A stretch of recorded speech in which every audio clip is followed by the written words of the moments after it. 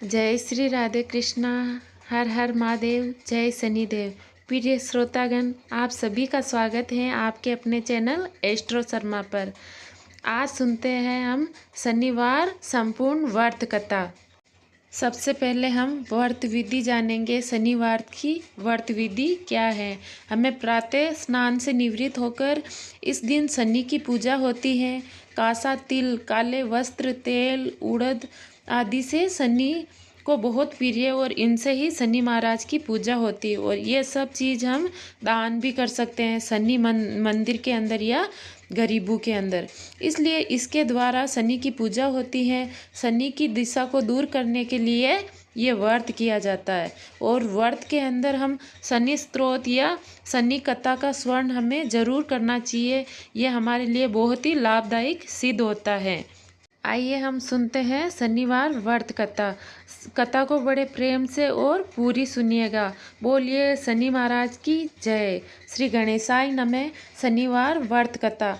एक समय सूर्य, चंद्रमा, मंगल, बुध, बृहस्पति, शुक्र, शनि, राहु और केतु इन ग्रहों में आपस में झगड़ा हो गया कि हम सब में सबसे बड़ा कौन है। सब अपने आप को बड़ा कहते थे। जब आपस में कोई ही निर्णय न हो सका तो सबके सब आपस में झगड़ते हुए इंद्र के पास गए और कहने लगे कि आप देवताओं के राजा हो, इसलिए आप हमारा न्याय करके बताओ कि हम सब नवग्रहों में सबसे बड़ा कौन है। राजा इंद्र इसका प्रश्न सुनकर घबरा गए और कहने लगे, मुझ में यह सामर्थ्य नहीं है कि किसी को बड़ा और छोटा बताऊं। मैं अपने मुख से कुछ भी नहीं कह सकता। हाँ, एक उपाय हो सकता है। इस समय पृथ्वी पर राजा विक्रमादित्य दूसरों के दुखों का निवारण करने वाला है, इसलिए तुम सब मिलकर उन्हीं के पास जाओ, वही तुम्हारे दुखों का निवारण करेंगे। ऐसा वचन सुनकर सभी ग्रह देवता चलकर भूलोक में राजा विक्रमादित्य की सभा में जाकर उपस्थित हुए और अपना प्रश्न राजा के सामने रखा। राजा उनकी बात सुनकर चिंता में पड़ गए कि मैं अपने मुख से किसको बड़ा और किसको छोटा बताऊं।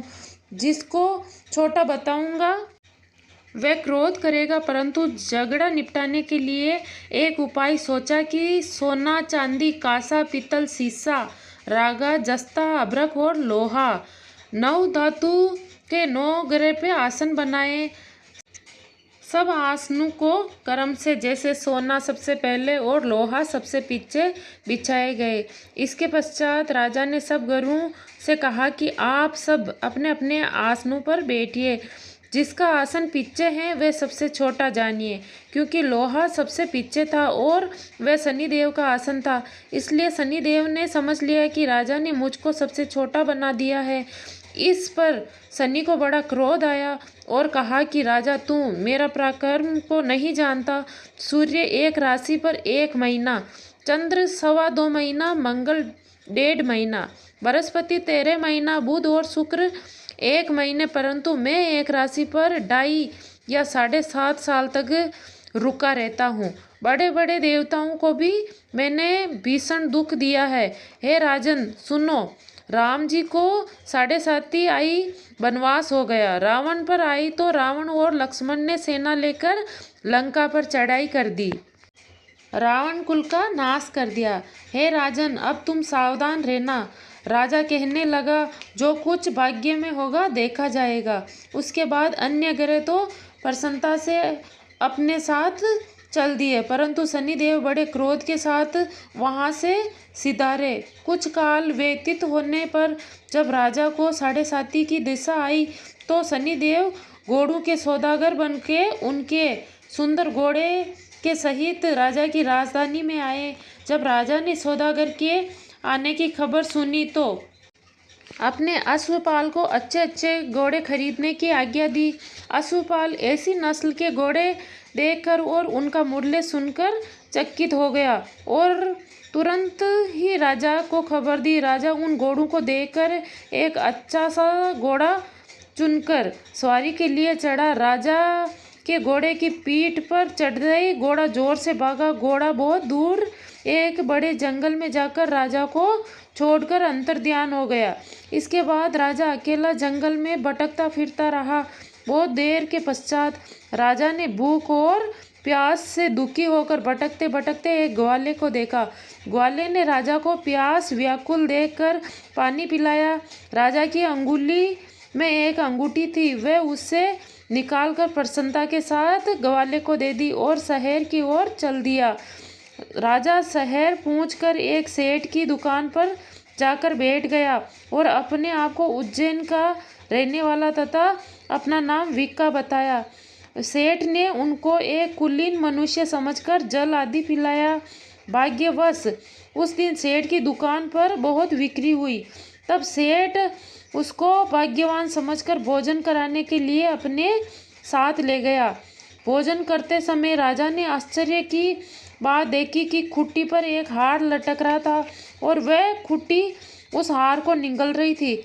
भोजन के पश्चात कमरे में आने पर जब सेठ को कमरे में हार न मिला तो सबने यही निश्चय किया कि सिवाय विक्का के और कोई इस कमरे में नहीं आया, अतः अवश्य ही उसी ने हार चोरी किया है। परंतु विक्का ने हार लेने से मना कर दिया।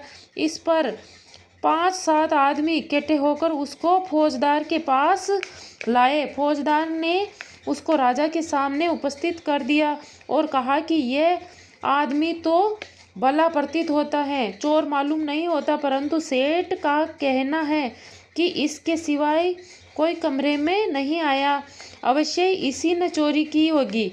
तब राजा ने आज्ञा दी कि इसके हाथ पैर काटकर चौरज्ञा किया जाए। राजा की आज्ञा का तुरंत पालन किया गया और विक्का के हाथ पैर काट दिए गए। इस प्रकार कुछ काल व्यतीत होने पर एक तेली उसको अपने घर ले गया और कोल्हू पर उसको बिठा दिया। विक्का ऊपर अपनी जबान से बेल हाँकता रहा। शनि की दिशा समाप्त हो गई और एक रात को वर्षा ऋतु के समय वह मल्हार राग गाने लगा। उसका गाना सुनकर उस शहर के राजा की कन्या उस राग पर मोहित हो गई और दासी को खबर लाने को भेजा कि इस शहर में कौन गा रहा है। दासी ने शहर में फिरती फिरती क्या देखती है कि तेली के घर एक चौरंगी राग गा रहा है। दासी ने महल में आकर राजकुमारी को सब वृत्तांत सुना दिया। बस उसी क्षण राजकुमारी ने अपने मन में प्रण कर लिया, चाहे कुछ हो जाए मैंने इस चौरंगी के साथ ही विवाह करना है। प्रातःकाल होते ही जब दासी ने राजकुमारी को जगाना चाहा तो राजकुमारी अनशन व्रत लेकर पड़ी रही। तब दासी ने राजकुमारी का जगाना चाहा तो राजकुमारी नहीं उठी। तब दासी ने रानी के पास जाकर राजकुमारी के न उठने का वृत्तांत कहा। रानी तुरंत ही वहां आकर राजकुमारी को जगाया और उसके दुख का कारण पूछा। राजकुमारी ने कहा कि माताजी, मैंने ये प्रण कर लिया कि तेली के घर जाकर जो चौरंगिया है उसी के साथ विवाह करूंगी। माता ने कहा, पगली ये क्या कह रही है, तेरा किसी देश के राजा के साथ विवाह किया जाएगा। कन्या कहने लगी कि माताजी, मैं अपना प्रण कर चुकी हूँ, नहीं तोड़ूंगी।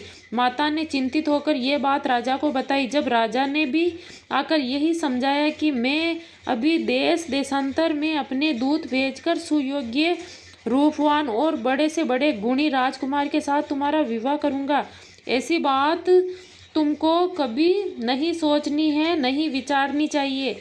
कन्या ने कहा, पिताजी, मैं अपने प्राण त्याग दूंगी परंतु दूसरे से विवाह नहीं करूंगी। इतना सुनकर राजा ने क्रोध से कहा, यदि तेरे भाग्य में ऐसा ही लिखा है तो जैसी तेरी इच्छा हो वैसा ही कर दिया जाएगा। राजा ने तेली को बुलाकर कहा कि तेरे घर जो चौरंगिया है उसके साथ मैं अपनी कन्या का विवाह करना चाहता हूँ। तेली ने कहा कि यह कैसे हो सकता है, कहाँ आप हमारे राजा और कहाँ मैं एक नीच तेली। परंतु राजा ने कहा कि भाग्य लिखे को कोई नहीं टाल सकता, अपने घर जाकर विवाह की तैयारी करो। राजा ने उसी समय तोरण और वृंदावन तैयार करके अपनी राजकुमारी का विवाह चौरंगिया विक्रमादित्य के साथ कर दिया।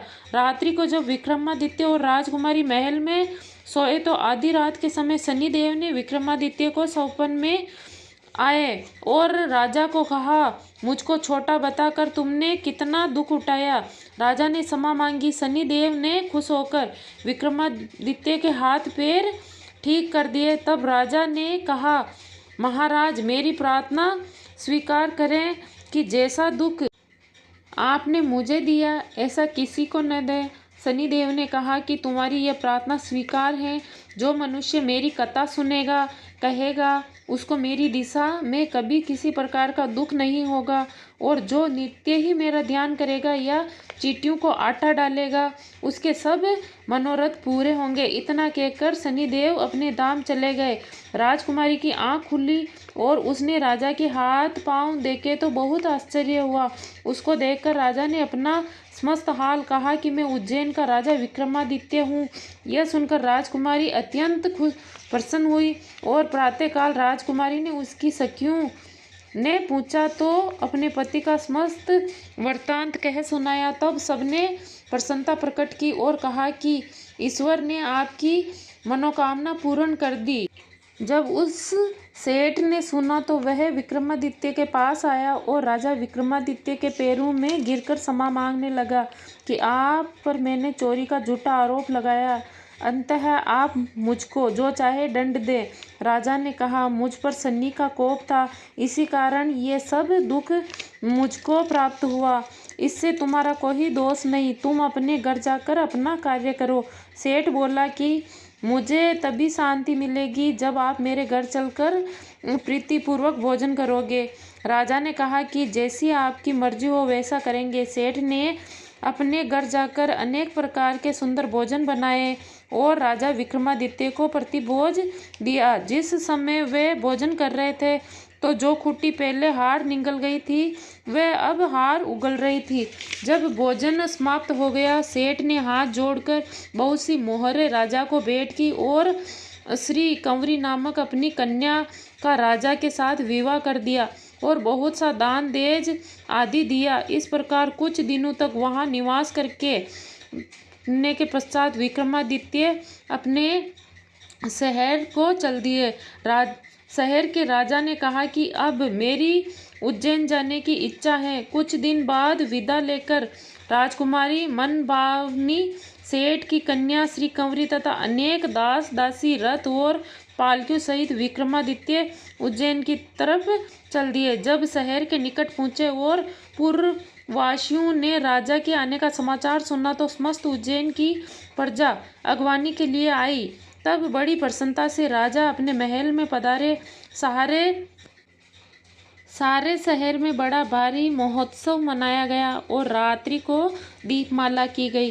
दूसरे दिन राजा ने शहर में यह सूचना कराई कि शनि देवता सब घरों में सर्वप्रिय है और इन्हें कभी छोटा मत बताना। और इनको छोटा बतलाया, इसी से मुझे यह सब दुख प्राप्त हुआ है। इस कारण सारे शहर में सदा शनिदेव की पूजा और कथा होने लगी। राजा और प्रजा अनेक प्रकार के सुख भोगती रही, जो कृपा से उनके दुख दूर हो जाते हैं। शनिदेव की कथा को व्रत के दिन अवश्य पढ़नी चाहिए। शनिदेव की कथा सुनते, हुकारा भरते और कथा कहते, सभी पर शनिदेव की कृपा बनी रहे। जय शनिदेव।